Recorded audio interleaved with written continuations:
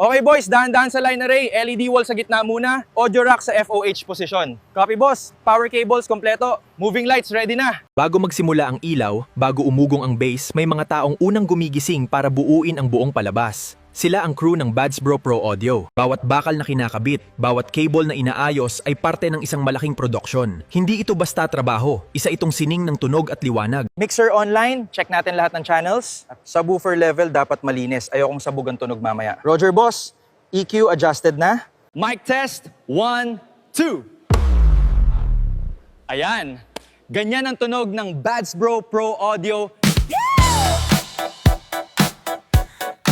Hindi lang tunog ang mahalaga, kundi ang ilaw at visuals na magpapasabog ng experience. Moving heads up, test natin color wash. LED wall syncing na, konting calibration na lang. Boss, visual sync na sa music. Nice. Full brightness test. Scene 1 ready! Laser test tayo!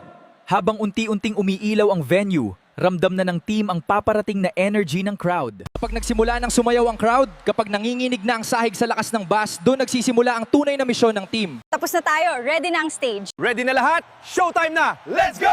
Malakas ang ilaw, malinis ang tunog, solid ang production. Ito ang Bads Bro Pro Audio.